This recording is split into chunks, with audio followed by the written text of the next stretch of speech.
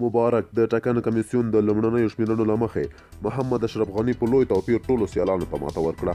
سلام او مینه ملګرو، هیله ده چې روغ او جوړ به وئ.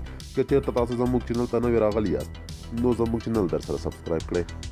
ټاکنو کمیسیون د لومړنیو شمیرنو له مخې په ټول هیواد کې 2 میلیونه او 3 لکه رایه کارول شوې ده.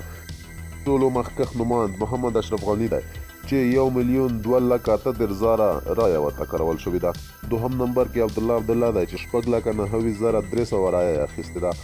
په دریم مقام کې انجینیر ګلبدین حکمتیار دی چې 18,900 رایه یې اخیستې ده او پاتې رایه 2.5% د ټولو نوماندانو ده. د ټاکنو کمیسیون رئیسه هوا عالم نورستاني وایي د رایې شمیرنې لومړنۍ پروسه پای ته رسېدلې ده چې اشرف غني د 60% سره تر ټولو مخکښ روان دی او د 3 میلیونه رایو څخه یې 1.2 میلیونه رایې د ده لپاره کارول شوي دي.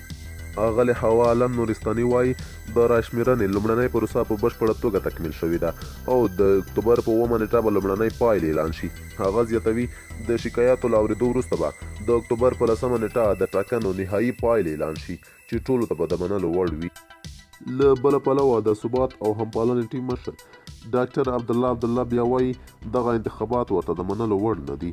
عبدالله زیاتوي په نوموړو انتخاباتو کې بې بایومټریکه رایه کارول شوې ده او زیاتره رایه له بایومټریک پرته صندوقونو ته اچول شوې ده چې دا ورته په هیڅ صورت سره د منلو وړ نه ده.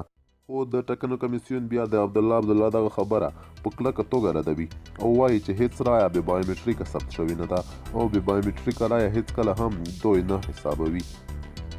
ملګرو له تاسو څخه ډېره زیاته مننه چې ویډیو مو سره تر پایه پورې وکتله.